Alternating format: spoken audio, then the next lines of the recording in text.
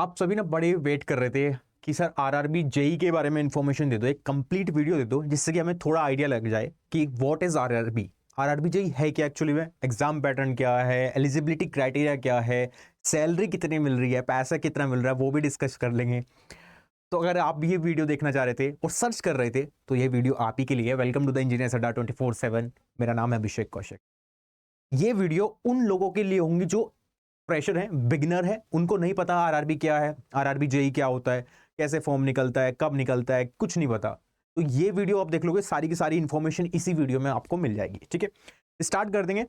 इस वीडियो में आपको दिखने क्या वाला है, थोड़ा सा मैं आपको ब्रीफ भी कर देता हूं। जैसे एजुकेशनल क्वालिफिकेशन, कौन कौन स्टूडेंट इसको भर सकता है, मतलब योग्यता क्या होनी चाहिए, क्या आपने किया होना चाहिए जिससे आप आरआरबी जेई बन सकते हो। एज लिमिट कितनी होनी चाहिए, भाई कितने साल तक मैं भर सकता हूं, ये भी पता होना चाहिए।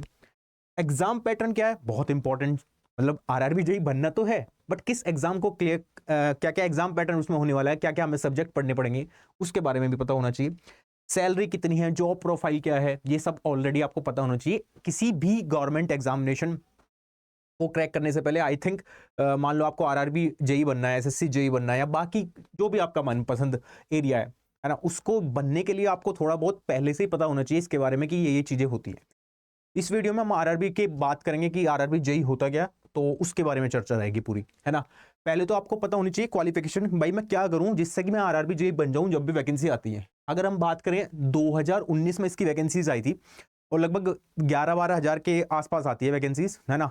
अब दोबारा चांसेस बन सकते हैं क्योंकि 2024 में इलेक्शन, तो इलेक्शन की वजह से यूथ को अट्रैक्ट करने की भी वजह, कि यूथ को अट्रैक्ट कर जाए, यूथ को वोट लेनी है गवर्नमेंट को, है ना, कि सेंट्रल गवर्नमेंट को भाई वोट तो चाहिए। वो यूथ सबसे ज्यादा है और यूथ तभी वोट देता है जब उनको जॉब निकलते हैं, सिंपल सी बात है। और जॉब ये भारी मात्रा में निकलती है, तो होपफुली चांसेस बन सकते हैं आरआरबी जेई निकलने के।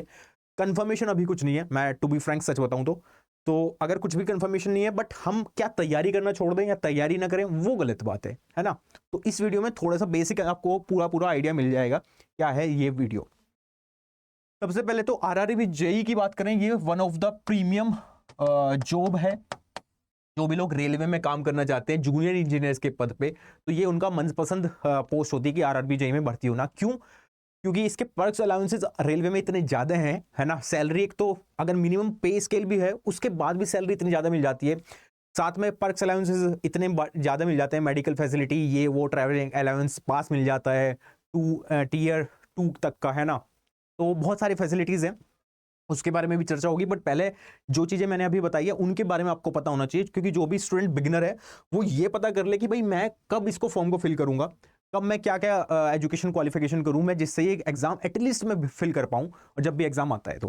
ठीक है, तो सबसे पहले गाइज हम बात कर लेते हैं आरआरबी जेई की एजुकेशनल क्वालिफिकेशन के बारे में। ठीक है, यहाँ पे मैंने लिख भी रखा है, जो भी लोग इसको फॉर्म को फिल करना चाहते हैं उनके पास 3 year diploma in engineering field होना चाहिए, है ना। 3 साल का है तो आपके पास डिप्लोमा हो या आपके पास डिग्री हो, है ना, 4 साल की बीटेक डिग्री। ठीक है, किस किस फील्ड में आपके पास होनी चाहिए? कंप्यूटर साइंस, अगर 3 ईयर डिप्लोमा की बात करते हैं, computer engineering, civil engineering, mechanical, production, automobile, electrical, electronics, instrumentation and the control engineering, tools and machines, tools, die making, ये सारे आपके ब्रांच है। अगर इसमें से किसी में भी आपके पास है तो आप इस फॉर्म को जरूर फिल कर सकते हैं।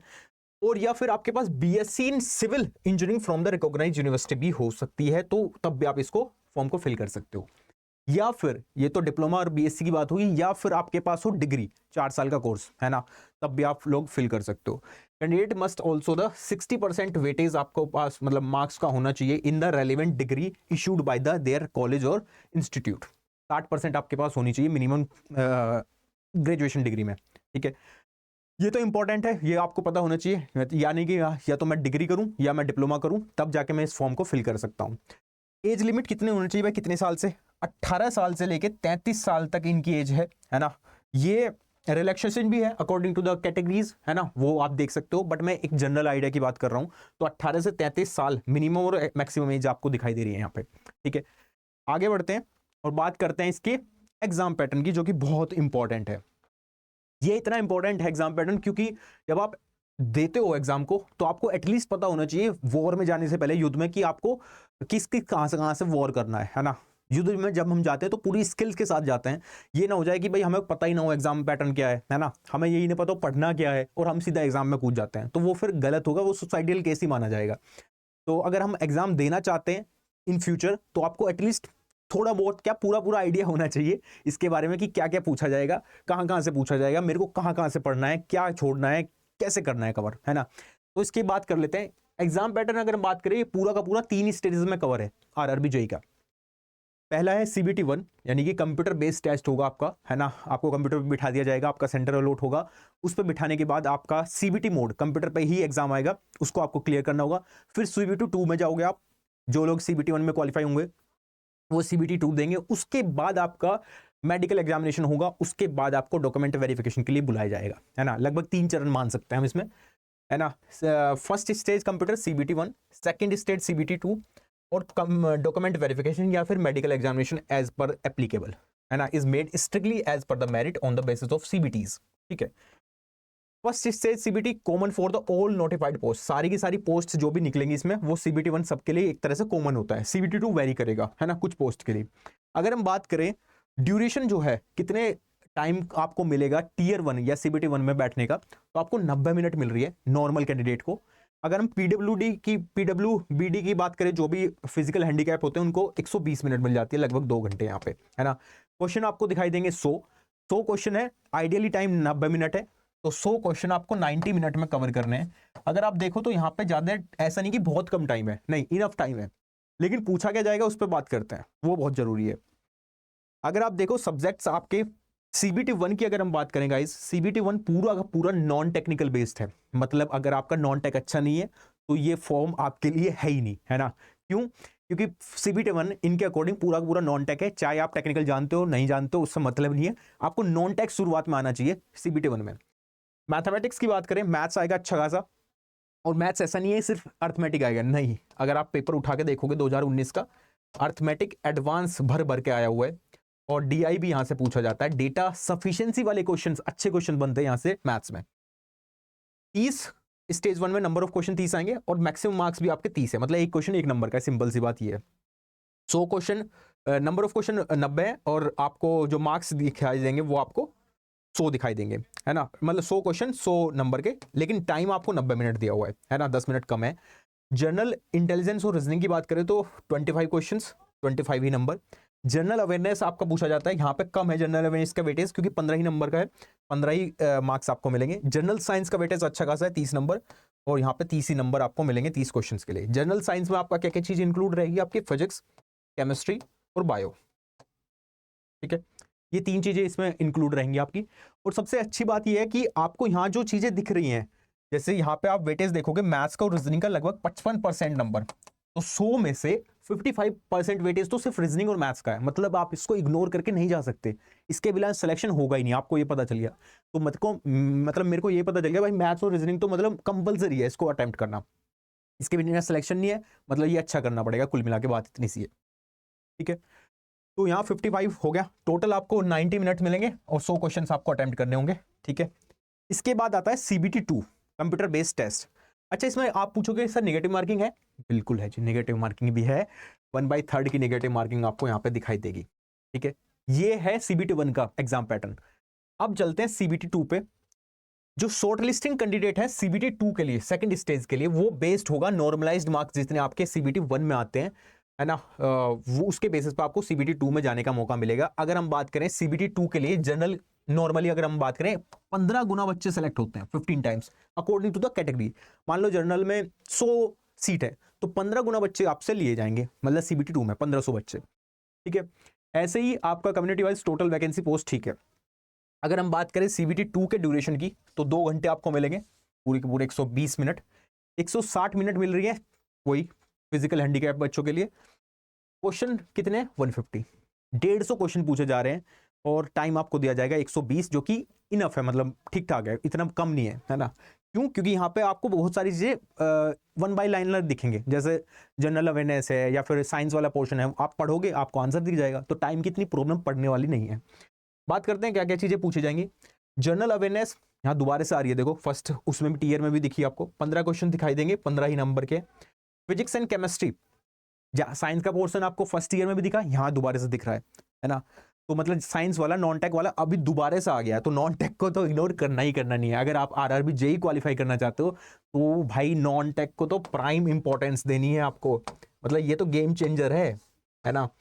हाई इंपॉर्टेंस आपको इसको देनी पड़ेगी, क्योंकि यहाँ फिर 15 क्वेश्चंस आपको दिखाई देंगे, 15 ही नंबर के होंगे। Basic of computer application, computer भी आपको 10 नंबर का पूछा जाएगा और 10 ही मार्क्स का होगा। बेसिक ऑफ एनवायरमेंट और पॉल्यूशन कंट्रोल के कुछ क्वेश्चंस आपको दिखाई देंगे, 10 क्वेश्चन 10 ही नंबर के होंगे।